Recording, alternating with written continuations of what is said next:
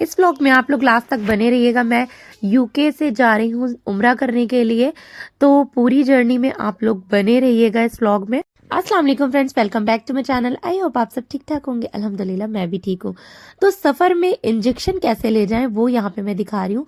ये एक बॉक्स है और उसमें ये 2 आइस पैक हैं ब्लू कलर के, जो जेल के होते हैं आइस पैक, और फिर मैंने इसमें इंजेक्शन रखे हुए हैं। ठीक है जी, इस तरह से आप इंजेक्शन कैरी कर सकते हैं क्योंकि ये फ्रिज में रखने वाले इंजेक्शन होते हैं। तो यहाँ पर हम सब एयरपोर्ट आ चुके हैं और मेरी सास भी यहाँ पर आ चुकी हैं।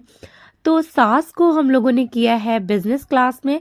तो मेरे हस्बैंड जो है ना यहाँ पर खड़े हुए थे, उस वो अपना चेक इन कर रहे थे, फिर मेरी सास का किया और उनको छोड़ आए जहाँ पर बिजनेस क्लास के लोग बैठते हैं जी। उस तो रूम ये में पूरी जाकर जर्नी छोड़ में आए। मैं आपको बताऊंगी कि हम लोगों के साथ सफ़र में क्या क्या हुआ, कैसे कैसे सफ़र गुजरा, मैं सब आप लोगों को इसमें बताऊंगी।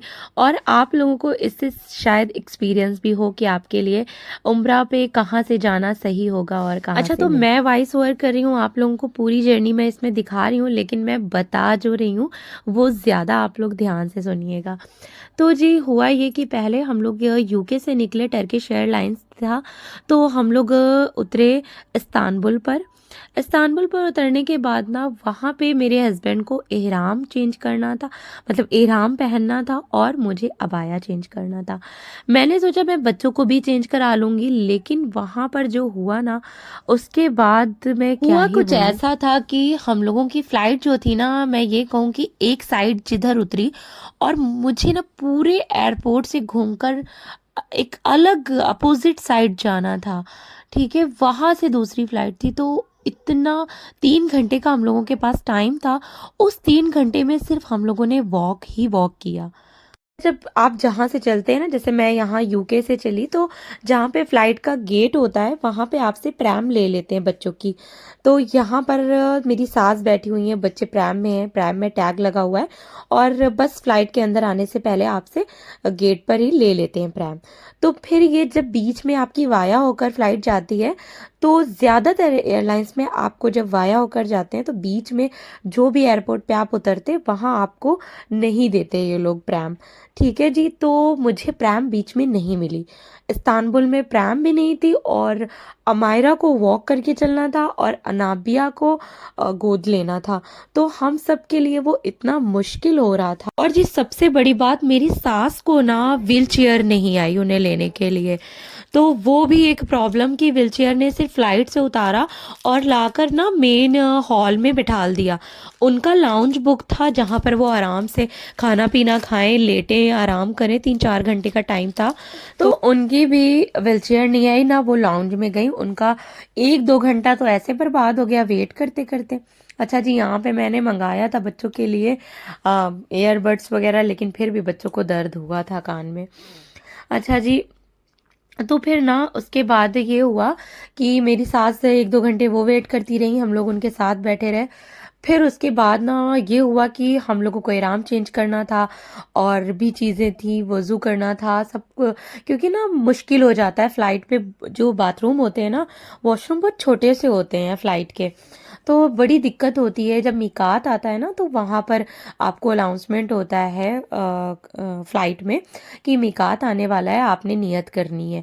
ठीक है, जिसे इहराम पहनना है वो इहराम पहने। तो इतनी ज़्यादा लंबी क्यू हो जाती है, मुश्किल होता है। तो ज़्यादातर हमारे साथ जितने भी लोग थे ना, सब ने यहाँ पर इस्तांबुल में ही अबाया चेंज किया था और इहराम चेंज किया था। ये इस्तांबुल एयरपोर्ट था। तो यहाँ पर ना हम सब सास के लिए अपने व्हीलचेयर एक्स्ट्रा पे करके उनसे व्हीलचेयर मंगाई और उन्हें एक मेन हॉल में बिठाला ताकि वो आराम कर लें थोड़ा सा। उसके बाद जी हम लोगों ने ढूंढना स्टार्ट कर दिया कि हम लोगों ने इहराम कहाँ चेंज करना है।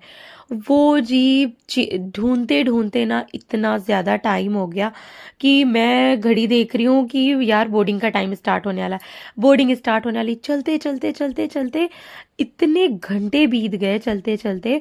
और हम लोगों को जाना था, हम लोग ए पर थे, ए पर थे, मुझे जाना था एफ F19 पर जाना था। और F19 समझे ए में A B C 1 2 3 करके आता है, तो हर स्टेप चलते चलते चलते चलते तब जाकर F19 आया था। वो जो मेरा दिमाग ख़राब, मेरी अमायरा इतना रोने लगी चलते चलते, उसने इतना ज़्यादा आंसू बहाए। और मैं कह रही है, बच्ची मेरी आवाज़ सुन रही है और कह रही मम्मा कोई बात नहीं कोई बात नहीं।